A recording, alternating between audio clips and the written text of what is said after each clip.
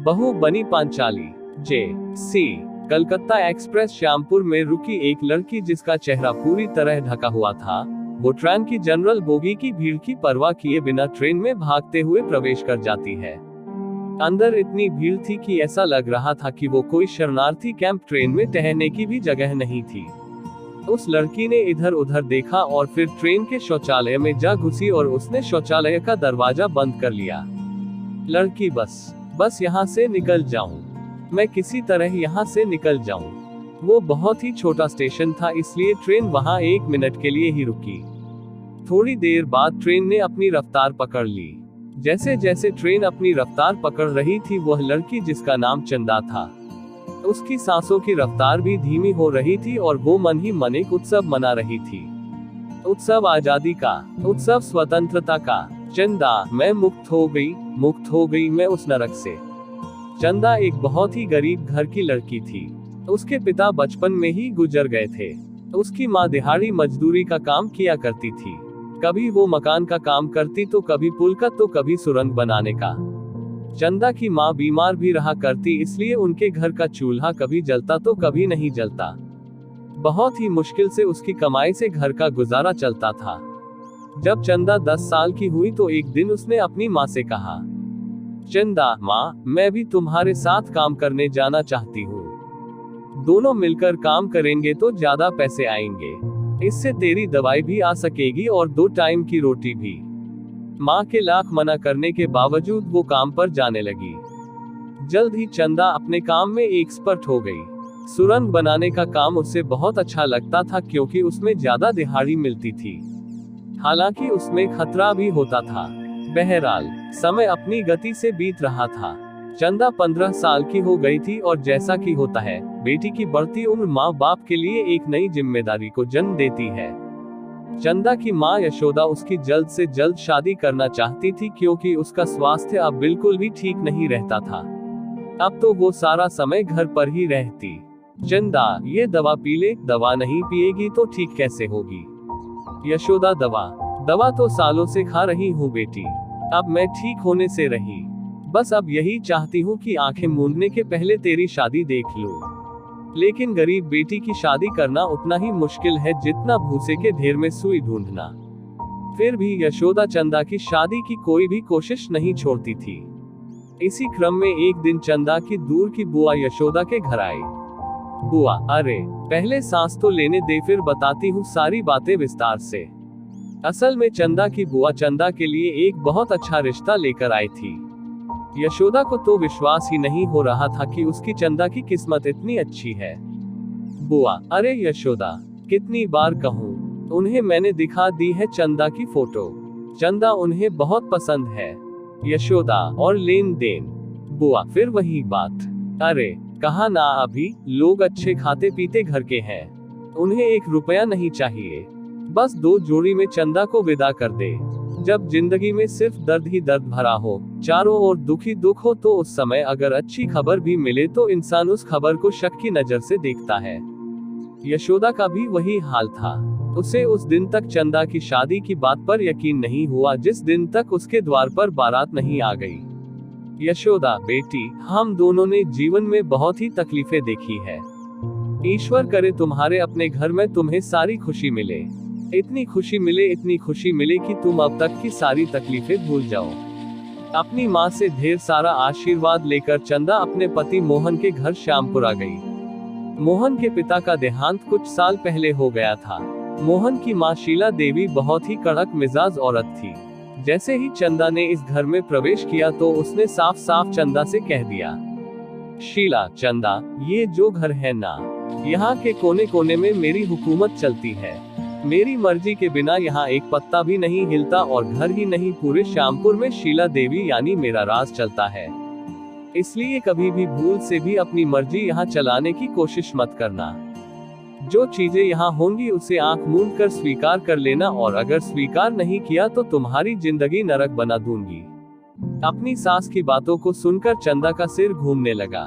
उसे अपनी सास, जो कुछ दिनों पहले दुनिया की सबसे भली औरत लगती थी, वो एकदम से विलन की तरह लगने लगी थी। शादी के पहले जब शीला देवी चंदा को देखने उसके घर गई थी और चंदा ने उसके पांव छुए थे तो शीला, अरे तुम मेरे पांव छुओगी?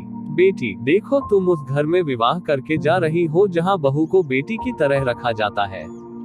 चंदा बेटी, बस एक ही बात तुमसे कहना चाहूंगी कि अगर शादी के बाद तुम्हें उस घर में जरा सी भी दिक्कत हो तो सबसे पहले मुझे बताना, क्योंकि तुम्हारी जिम्मेदारी मेरे ऊपर सबसे ज्यादा होगी। चंदा, जरूर बताऊंगी माँ जी। शीला, और हाँ, ये लो 2 लाख रुपए है, इसे तुम रख लो। शादी ब्याह में बहुत पैसे खर्च होंगे ना, इन पैसों से तुम्हें जो भी लेना हो ले लेना, महंगी साड़ी गहने जो भी लेना हो। अगर पैसे कम पड़े तो मैं और भिजवा दूंगी। यशोदा की तरह चंदा को भी अपनी किस्मत पर भरोसा नहीं हो रहा था, लेकिन सच्चाई तो यही थी कि उसकी शादी श्यामपुर के सबसे अमीर घर में हो रही थी।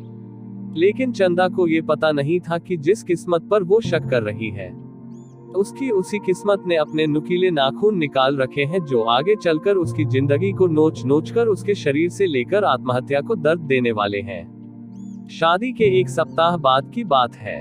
मोहन शहर गया हुआ था और उस दिन शीला देवी ने चंदा को ऐसी बात कही जिसे सुनकर उसकी रूह कांप गई। चंदा, ये क्या कह रही है आप? मैं कोई बात दोहराती नहीं। मैं ये नहीं कर सकती। अरे कैसी माँ है आप जो अपने बेटे की पत्नी को किसी दूसरे के साथ सोने के लिए बोल रही है? शीला, चंदा, जो बोल रही हूँ वो करो, क्योंकि उसके अलावा कोई चारा नहीं है तुम्हारे पास। चंदा, अरे अजीब जिद्दी है आप, क्या दिमाग खराब है आपका?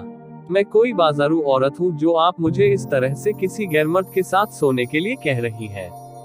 चाहे मेरी जान चली जाए लेकिन मैं ये नहीं करूंगी, और आने दीजिए आपके बेटे मोहन को, मैं उन्हें पूरी बात बताती हूँ। चंदा की इस बात पर शीला जोर जोर से हंसने लगी और हंसते हुए ही उसने एक जोरदार चाटा चंदा के गाल पर मारा। शीला सुन, मोहन मेरा बेटा नहीं है, वो मेरा प्यादा है, प्यादा, और उस प्यादे के कारण ही तो मैं ये दुनिया सालों से चला रही हूँ। शीला देवी एक बदमाश औरत थी। श्यामपुर में उसका काफी दबदबा था। वो लड़कियों का व्यापार किया करती थी, लेकिन उसके व्यापार का तरीका बहुत ही अलग था। उसका प्यादा मोहन पहले लड़की से शादी करता और फिर उसे यहाँ ले आता, और उसके बाद शुरू होता उस लड़की के शोषण का सिलसिला। अब तक सैकड़ों लड़कियों का जीवन शीला देवी ने नरक की तरह बना दिया था, और जिसने भी उस नरक से निकलने की कोशिश की। शीला, राजवंश, सोहन, तुम लोगों के रहते हुए इस लड़की ने भागने की हिम्मत की। इसे भी वही सजा दो जो अब तक हमसे गद्दारी करने वाले को दी गई है। शीला के ऑर्डर पर उस लड़की के शरीर में पत्थर बांधकर उसे कुएं में डाल दिया जाता था। डूबने से उसकी मौत हो जाती है। शीला ने इस तरीके से कई लड़कियों को अपने गुंडों की मदद से ठिकाने लगाया था। चंदा उनके लिए नया शिकार थी। उसका भी शोषण शुरू हो गया। पत्नी के रूप में यह आई चंदा पांचाली बन गई थी। वो हर दिन घुट रही थी, हर दिन मर रही थी, लेकिन शांति से सब सह रही थी। एक दिन उसकी भी बर्दाश्त की सीमा टूट गई और वो वहां से भाग निकली। इसका पता तब लगा जब एक ग्राहक चंदा के कमरे में गया।